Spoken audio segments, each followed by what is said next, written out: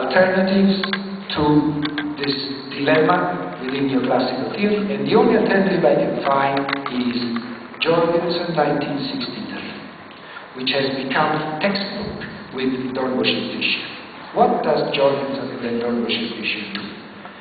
They agree on the rate of interest establishes the capital to labor ratio, fully neoclassical. But they know they cannot assume the full employment of labor. So what they assume is, by establishing the capital labor ratio, one also establishes the capital output ratio. One finds the point on the isobond corresponding to a given output, which corresponds to a given capital labor ratio. And then that is what determines the demand for capital. The capital output ratio relative to expected demand.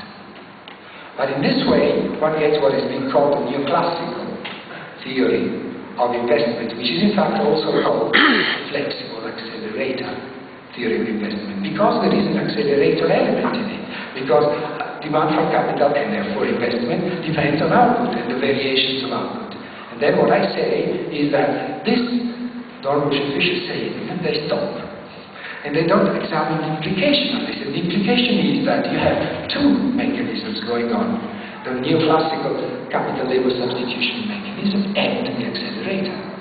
And notice that, I should have a slide there. Anyway, the demand for capital, when it depends on output and not on a given labor employment, changes much less when you change the rate of interest. Because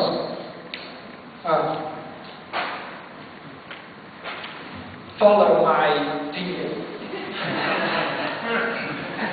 Blackboard. Is it a blackboard? Yeah. The whiteboard? Right.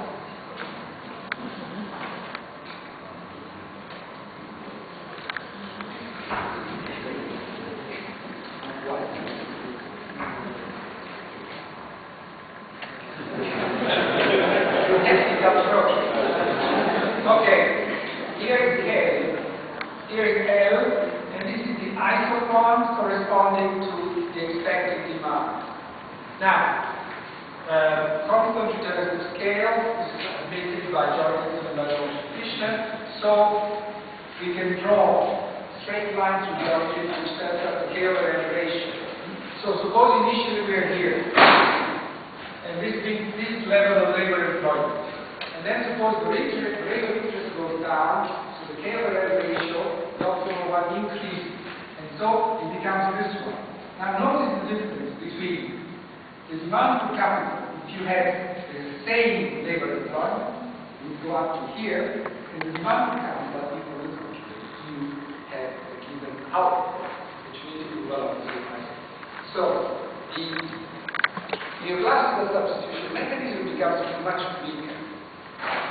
The accelerator mechanism is there, conclusion, no guarantee of stability. Indeed, this approach has not been further developed, has fallen out of integration. No one mentions it nowadays. I think also because of another reason, which I also mentioned, which is, do I have 1 more minute? Huh? Do I have 2 more minutes? Which is the following. Consider the neoclassical synthesis argument. The neoclassical synthesis argument is the rate of wages goes down, and then if prices go down, but then the rate of interest goes down, the rate of interest goes down. Now this means what? This means that the real wage goes up. Dornbusch and Fischer do assume one is moving along the cost-out production function. If the rate of interest goes down, this makes it convenient to adopt more capital. It means that one wants to adopt less labor to produce the given output. So one has the rate of interest goes down, employment decreases. And you have all problems of this kind coming up the moment you start analyzing the implications. My conclusion is, if neoclassical is fully accepted, this is what really the theory implies. If they fully accepted that therefore, capital is special, not only being an amount of value, which is of course well known from the Cambridge method, is indefensible, but also because the demand for capital is also part of aggregate demand, and this creates further problems in the theory. Then the conclusion would be they would have to give up the classical synthesis arguments against Keynes as too unplausible, too liable to bring up instabilities and so on and so forth. So, the more correct title of my paper would have been really getting rid of indefensible approaches to investment so as to make room for bringing sense back to the theory of aggregate investment. But at least one constructive element I can quickly suggest, and that is, let's take the Dorbush-Fisher argument, and let's admit that because of Cambridge results and controversies, the capital labor substitution element is just not there. What are we left with? The accelerator.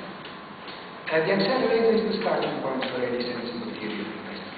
Of course, not the reaching accelerator. One has to be sensible, admitting in some way flexibility, although not neoclassical flexibility, but in fact the firms will consider what's going to happen, or will perhaps wait to make sure that demand is remaining high, and all other things like that. And we will have to introduce things like government support, which is of course fundamental for nations like Taiwan or South Korea or for Japan to explain the success and rapidity of the investment, etc. But clearly this is the direction to bring sense back to the theory of aggregate investment. Thank you.